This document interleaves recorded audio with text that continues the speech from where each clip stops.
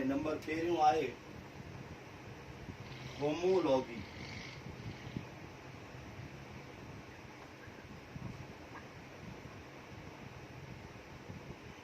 यानी हिक जहिड़ाई। हाणे जॾहिं असां लिविंग ऑर्गेनिजम्स खे कंहिं मखसूस ग्रुप में रखंदा आहियूं त केतिरनि ई स्ट्रक्चरल सिमिलैरिटीज़ जे बुनियाद ते, पर कॾहिं कॾहिं उहे जेके सिमिलैरिटीज़ आहिनि उन्हनि खे सुञाणणु आसान कोन्हे हूंदो। जॾहिं असां पहिरीं नज़र में ॾिसूं त फ्लेपर वेल फिश जो जेको स्विमिंग तौरु इस्तेमालु थींदो, विंग्स बेट जा जेके उॾामण लाइ इस्तेमालु थींदा, अॻियूं ॼंघूं ॿिलीअ जूं जेके घुमण तौरु इस्तेमालु थींदियूं, या ह्यूमन जी जेका बांह आहे उहा कंहिं शइ खे पकड़ण तौरु इस्तेमालु थींदी। चइनी स्ट्रक्चर्स खे जेकॾहिं असां ॾिसूं त बज़ाहिर असांखे काई बि शइ हिक जहिड़ी नज़र नथी अचे। जॾहिं असां इन्हनि खे जी इंटरनल या एनाटॉमिकल स्ट्रक्चर ॾिसूं त बोन्स ऐं मसल्स जी जेका अरेंजमेंट आहे उहा हिक जहिड़ी आहे, उहा असां चई सघंदासीं त उहे हिक जहिड़ियूं। पोइ फ्लेपर, विंग्स, फोरलिम ऐं आर्म साॻे ई पैटर्न सां ठहियूं या तयारु थियूं। हाणे सुवाल पैदा थो थिए, जेकॾहिं इहे हिक जहिड़ियूं आहिनि त पोइ इन्हनि जा कम कीअं डिफरेंट थिया। इर्तिका वारे अमल दौरान जानदारनि जॾहिं मुख़्तलिफ़ क़िस्म जी एनवायरमेंट हैबिटेट एडॉप्ट कई, तॾहिं उन जा जेके कम आहिनि उहे हिक ॿिए खां छा थी विया, डिफरेंट थी। फ्लेपर, विंग्स, फोरलिम ऐं आर्म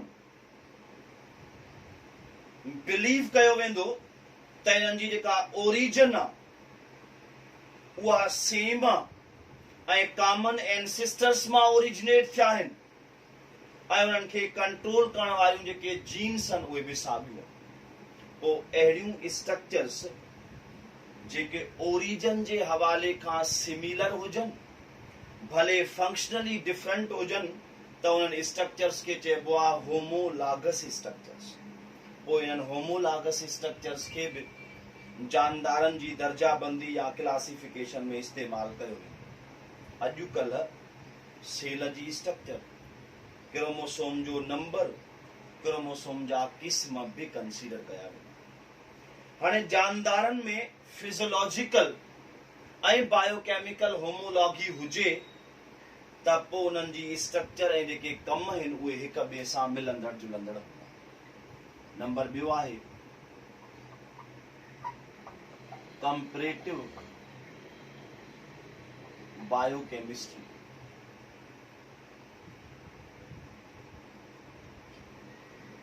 कंपैरेटिव बायोकेमिस्ट्री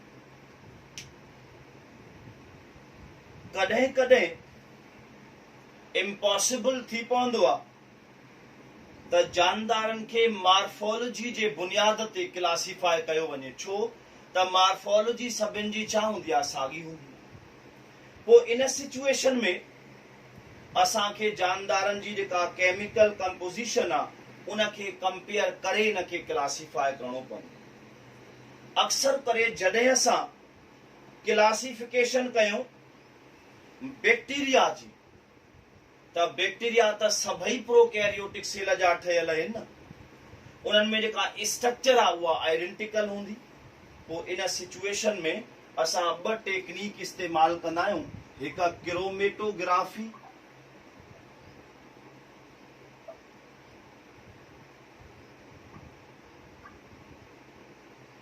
ऐं ॿी इलेक्ट्रोफोरेसिस।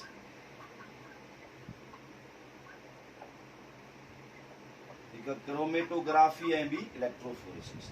हाणे क्रोमेटोग्राफी छा आहे? separation of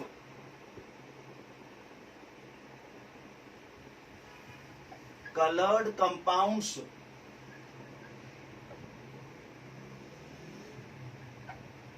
on the basis of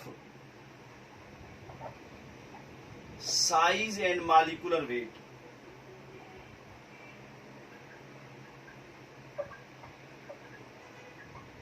उनखे असां नालो था ॾियूं क्रोमेटोग्राफी, यानी कलर्ड कंपाउंड्स के सेपरेट करण छाजे बुनियाद ते, साइज ऐं मॉलिक्यूलर वेट जे बुनियाद ते, त उनखे असां क्रोमेटोग्राफी। ॿी आहे electrophoresis. So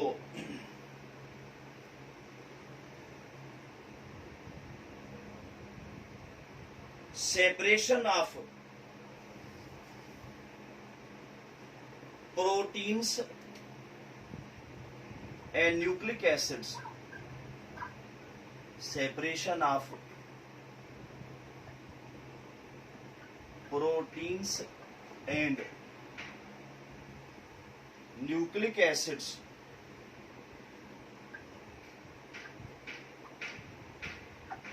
on the basis of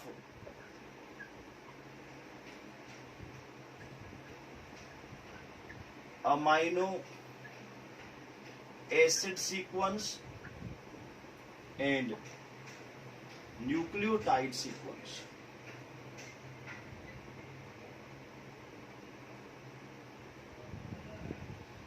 यानी प्रोटीन्स ऐं न्यूक्लिक एसिड्स जी सेपरेशन छाजे बुनियाद ते, प्रोटीन्स जी अमाइनो एसिड सीक्वेंस जे बुनियाद ते ऐं न्यूक्लिक एसिड्स जी न्यूक्लियोटाइड सीक्वेंस जे बुनियाद। वो असां सेपरेशन करे कंपेयर कंदासीं। जेकॾहिं हिकु जहिड़ियूं आहे जहिड़ायूं अचनि थियूं त साॻियो ग्रुप, जेकॾहिं डिफरेंट आहिनि त पोइ डिफरेंट। इन खां अलावा ॿिया कैरेक्टर्स बि असां जानदारनि जी क्लासिफिकेशन में वठंदा आहियूं, जंहिंमें इम्यूनोलॉजिकल रिएक्शन यानी एंटीजन एंटीबॉडी वारा रिएक्शन ऐं संबायोंट वारा जेके इंटरेक्शन। हाणे संबायोंट में त इंटरेक्शन ॿिनि क़िस्मनि जा था थियनि, हिकु म्यूचुअलिज्म ऐं ॿियो common sense.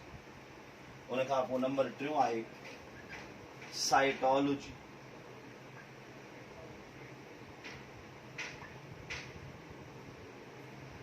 Cytology sale structure जंहिंखे चऊं,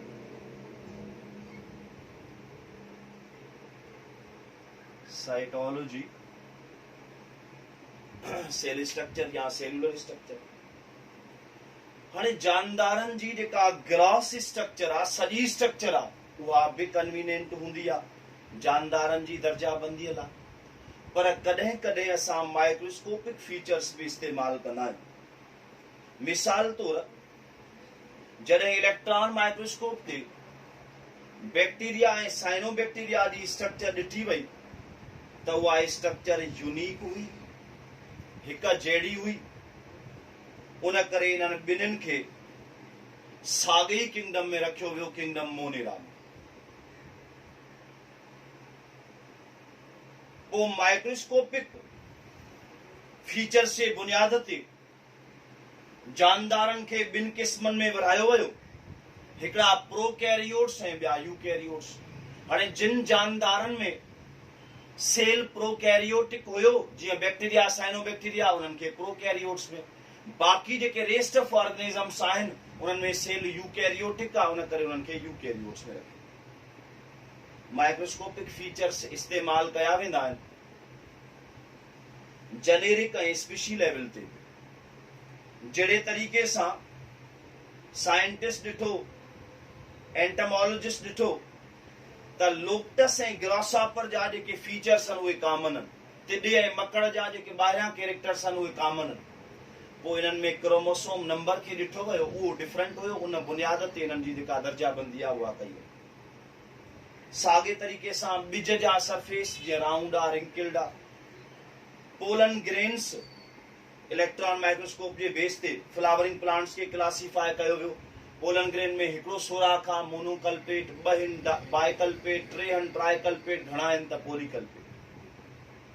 उन खां अलावा इन टेक्निक जे बेस ते स्पीशी ऐं सब स्पीशी ते जेके बिल्कुलु डेलिकेट या माइनर डिफरेंसेस आहिनि उन्हनि खे बि ऑब्ज़र्व कयो वेंदो। उन खां पोइ लास्ट वन जेनेटिक्स।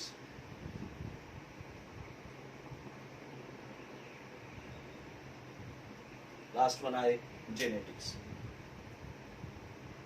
सभिनी जानदारनि जी मॉर्फोलॉजी, बायोकेमिस्ट्री ऐं जेके साइटोलॉजिकल कैरेक्टर्स आहिनि उहे डिपेंड था कनि जेनेटिक बनावट ते।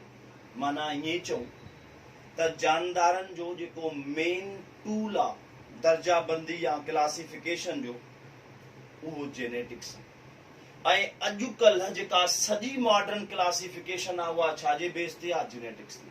जेके पुराणा तरीक़ा हुया उहे ख़तम थी चुका आहिनि। जेका मॉडर्न क्लासिफिकेशन आहे उहा छाजे बेस ते आहे? जेनेटिक्स जे बेस ते। जीअं असां पोइ हिते पढ़ियोसीं बि सही त हिन में जानदारनि खे क्लासिफाई कयो वेंदो DNA जे जेका न्यूक्लियोटाइड जी तरतीब या सीक्वेंस आहे उन बुनियाद ते। तव्हां जेकॾहिं अॻे हली हिन में पढ़ंदासीं त वायरसिस जी दर्जाबंदी बि DNA जे बेस ते आहे या जेनेटिक मटीरियल जे बेस ते आया। DNA आहे, RNA आहे, पॉजिटिव स्ट्रैंड आहे, नेगेटिव स्ट्रैंड आहे, अहिड़े तरीक़े सां जेका दर्जाबंदी आहे उहा थी।